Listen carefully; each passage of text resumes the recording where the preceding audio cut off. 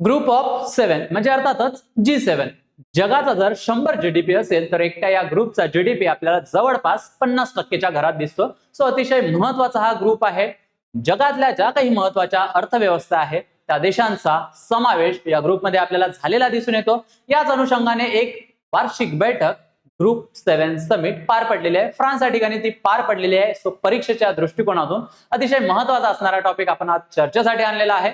आणि विशेष म्हणजे या समिटमध्ये सलग 8व्यांदा भारताला आमंत्रित करण्यात आलेलं होतं. सो यामध्ये भारत इतका का महत्वाचा आहे हे सुद्धा आपण या आजच्या व्हिडिओच्या माध्यमातून जाणून घेणार आहोत, यावर चर्चा करणार आहोत, हे प्रकरण एकूणच समजून घेणार आहोत. So hello friends, welcome to all. मी प्रतीक कुमार स्वागत करतो तुम्हा सर्वांचं पुन्हा एकदा एव्हनाइसच्या युट्यूब प्लॅटफॉर्म वरती.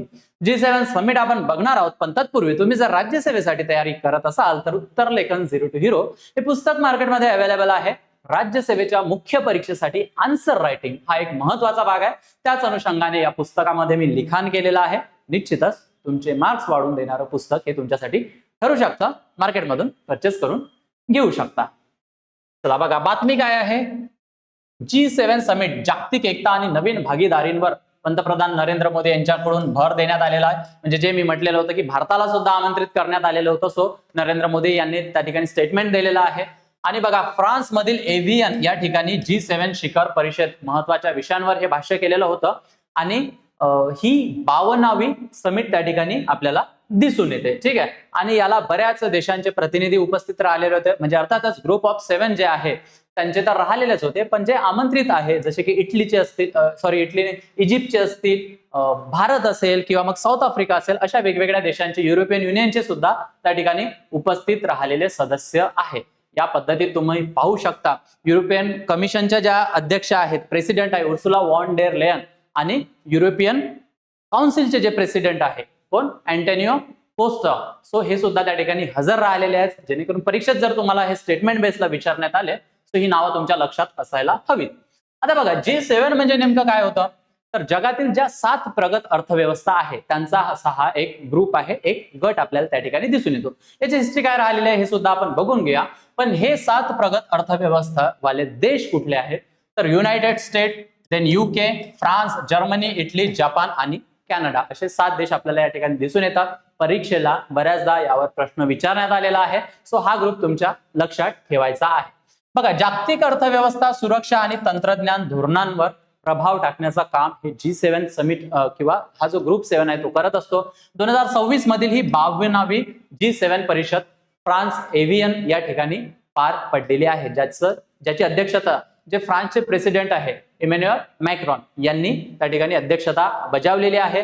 आणि याचं जे महत्व आहे, जागतिक जीडीपी मध्ये जो मोठा वाटा आहे, जवळपास मी जो तुम्हाला सांगितलेला आहे 50%च्या आसपास हा जागतिक जीडीपीचा वाटा एकट्या या ग्रुप 7चा आपल्याला दिसून येतो. सो जागतिक आर्थिक व सामाजिक धोरणांच्या केंद्रस्थानी असलेली ही हा एक ग्रुप म्हणजेच G7 आपल्याला या ठिकाणी म्हणता येईल. आता महत्वाचा प्रश्न की G7 ची स्थापना कशासाठी झालेली होती आणि त्याचा प्रवास कसा राहिलेला आहे.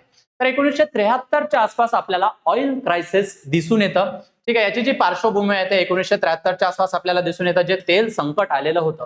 म्हणजेच इस्रायलला पाश्चिमात्य देशांनी म्हणजे वेस्टर्न कंट्रीजनी सपोर्ट केलेला होता. सो त्यामुळे काय आहे की जे अरब कंट्रीज आहे यांनी काही निर्बंध पाश्चिमात्य देशांवर टाकलेले होते. त्यामुळे काय आहे की जे तेलाची निर्यात आहे त्यासाठी निर्बंध ठेवण्यात आलेले होते आणि म्हणूनच पाश्चिमात्य देशांना त्याचा फटका बसलेला होता. सो त्याच अनुषंगाने मग हा ग्रुप ऑफ 7 अस्तित्वात आलेला आपल्याला पाहायला मिळतो.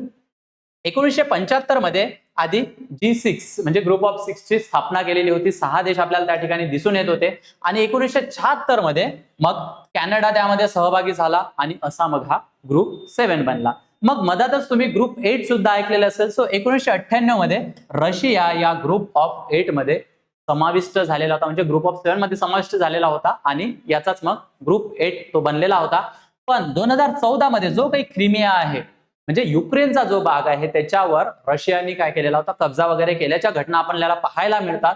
सो त्याला निलंबित करण्यात आलं आणि पुन्हा मग G7 आपल्याला अस्तित्वात आलेला दिसून येतो. सो असा हा ग्रुप ऑफ 7चा किंवा G7 चा प्रवास राहिलेला आहे.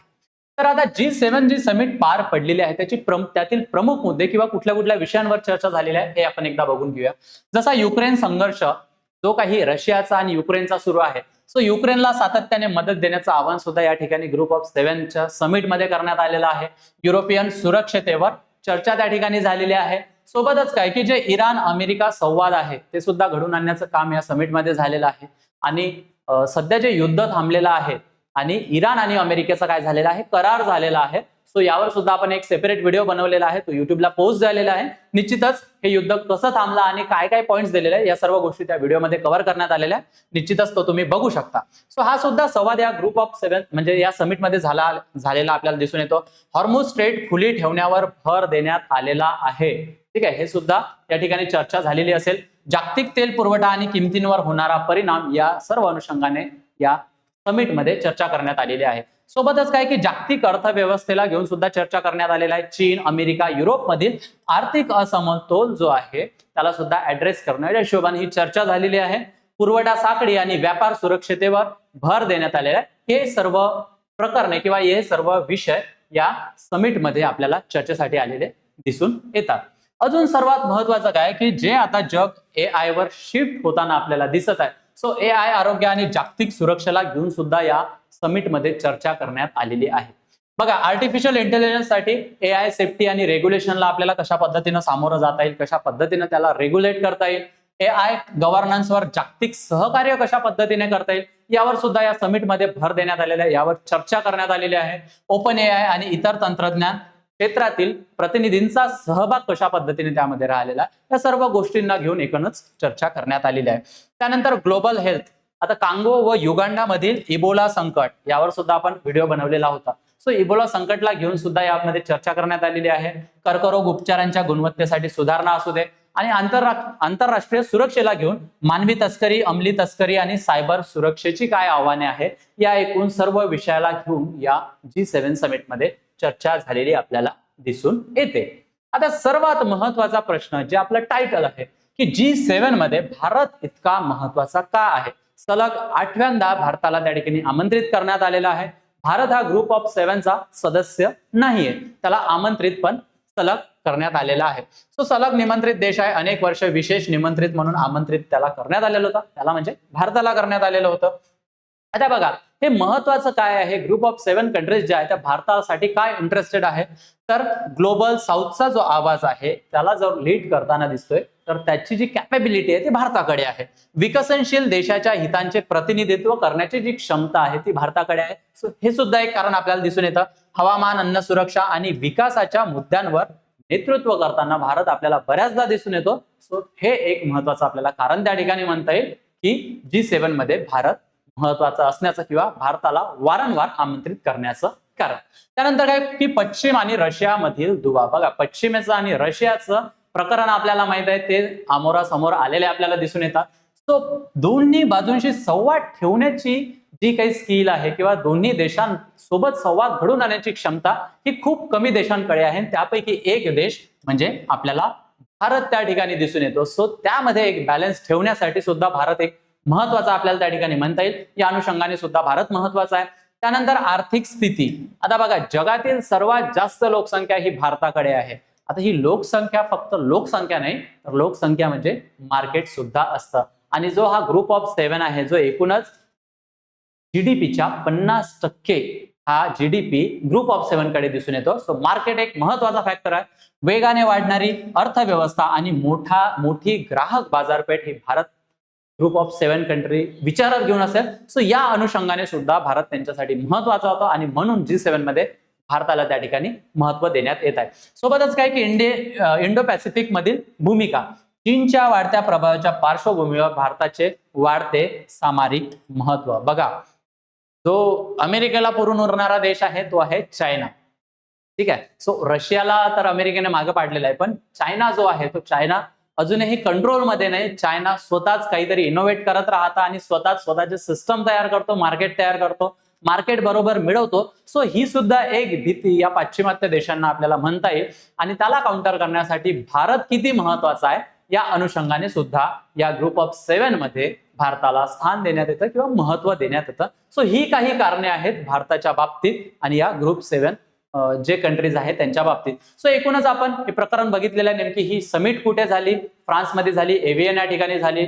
इमॅन्युअल मॅक्रॉन यांनी अध्यक्षता त्या ठिकाणी पार पाडलेली आहे. सो सर्व गोष्टींना लक्षात घेऊन आपण इथे चर्चा केलेली आहे आणि आय होप की परीक्षेत जर तुम्हाला प्रश्न आले तर यामधून निश्चितच तुमचे प्रश्न सुटतील. तुम्हाला यावर काय वाटतं, भारत किती महत्वाचा आहे ग्रुप ऑफ 7 साठी, तुम्ही मला कॉमेंट सेक्शन मध्ये सांगू शकता, त्यावर आपण तिथे चर्चा करू शकतो. पण तुमच्यासाठी एक प्रश्न ठेवलेला आहे, हा प्रश्न नीट वाचून घ्यायचा, याचं उत्तर तुम्ही मला कॉमेंट सेक्शन मध्ये द्यायचं आहे. आणि तुम्ही जर राज्यसभेसाठी तयारी करत असाल तर समर्पण नावाची बॅच आम्ही लॉन्च केलेली आहे. लाईव्ह प्लस रेकॉर्डेड स्वरूपाची बॅच असणार आहे. 29,999 रुपये इतक्या माफक दरात तुमच्यासाठी ती अवेलेबल आहे. आणि याची वैशिष्ट्य म्हणजे काय तर प्रिलिम्स प्लस मेन्स सर्वात महत्वाचं लाईफ टाइम व्हॅलिडिटी या बॅचची असणार आहे. Basic to advance NCERT coverage, answer writing practice, PYQ analysis, study notes, test risk plus 1-to-1 mentorship सुद्धा या बॅच मध्ये तुम्हाला अवेलेबल होणार आहे. तुम्हाला काय करायचंय, माझं कुपन कोड यूज करायचा आहे प्रतीक सर म्हणून आणि या बॅचवर भरघोस डिस्काउंट मिळवायचा आहे. सोबत मी माझा नंबर तुमच्याशी शेअर करत आहे. तुम्हाला जर काही क्वेरीज असेल, काही कॉन्टॅक्ट करायचा असेल किंवा मला सिलेबस नोट्स ज्या काही लागत असेल सो निसंकोचपणे तुम्ही माझ्याशी कॉन्टॅक्ट करू शकता. त्यामुळे ऍप्लिकेशन डाउनलोड करायला विसरायचं नाही. ऍप स्टोर आणि गुगल प्ले स्टोरला अवेलेबल आहे, ज्यामध्ये आहे notes, NCERT, state books, current affairs, mind map, syllabus, quiz, अजून बऱ्याच गोष्टी. हा QR कोड स्कॅन करा, एवढ्याच्या टेलिग्राम चॅनलला जॉईन करा, तिथे तुम्हाला अपडेटेड माहिती अवेलेबल होईल. सोबत मी ऑफिशियल नंबर आणि वेबसाईट सुद्धा देत आहे, निश्चितच तुम्ही तिथे कॉन्टॅक्ट करू शकता. आय होप हा टॉपिक तुम्हाला आवडला असेल. तुम्हाला कसा वाटला मला कॉमेंट सेक्शन मध्ये सांगा. सध्या इथेच थांबूया, पुन्हा भेटूया एका नवीन टॉपिक सोबत लवकरच. थँक्यू.